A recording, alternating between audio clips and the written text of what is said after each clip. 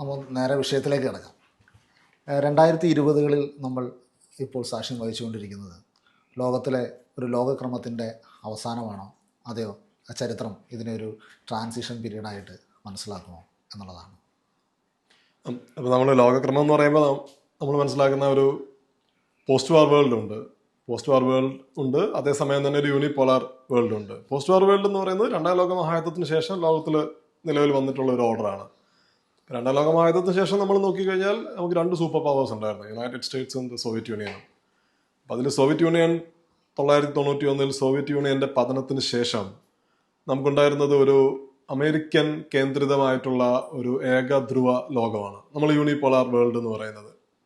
ഈ യൂണിപോളാരിറ്റി ഇന്നില്ല എന്നാണ് എന്താണ് നിങ്ങൾ if you ask me that's what I am thinking.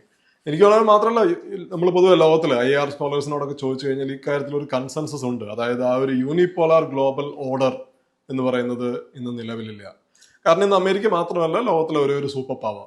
അപ്പോൾ നമ്മൾ 1991 മുതൽ ലെറ്റ്സ് സേ 2014 വരെയുള്ള ഒരു ലോകം നോക്കുകയാണെങ്കിൽ ലോകത്തിലെ ഒരു സൂപ്പർ പവർ അമേരിക്കയാണ്, ഒരു ഗ്രേറ്റ് പവർ അമേരിക്കയാണ്.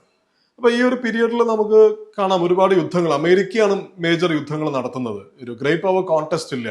ഇപ്പോൾ നമ്മൾ Bosnia, Yugoslavia, Iraq, Libya, Afghanistan, ഈ രാജ്യങ്ങളെല്ലാം നമ്മൾ നോക്കിക്കഴിഞ്ഞാൽ അമേരിക്കയുടെ നേതൃത്വത്തിലുള്ള യുദ്ധങ്ങളാണ് ഈ രാജ്യങ്ങളിലെല്ലാം നടന്നിട്ടുള്ളത്. അപ്പോൾ ആ ഒരു ഈ യൂണിപോളാരിറ്റിയുടെ ഒരു അന്ത്യം അത് ഫ്യൂച്ചർ ഹിസ്റ്റോറിയൻസ് ആണ് കുറെ കൂടി കൃത്യമായിട്ട് അതിനെ അടയാളപ്പെടുത്തുക.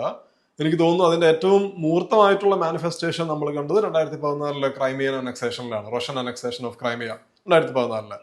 അപ്പൊ ഇന്ന് നമ്മൾ നോക്കിക്കഴിഞ്ഞാൽ ലോകത്തിൽ ഇന്ന് 3 ഗ്രേറ്റ് പവേഴ്സ് ഉണ്ട്. ശരിക്കും ഈ 3 ഗ്രേറ്റ് പവേഴ്സ് തമ്മിലുള്ള ഒരു കോൺടെസ്റ്റ് ആണ് ഇന്ന് ലോകക്രമത്തെ മുന്നോട്ട് നയിക്കുന്നത്.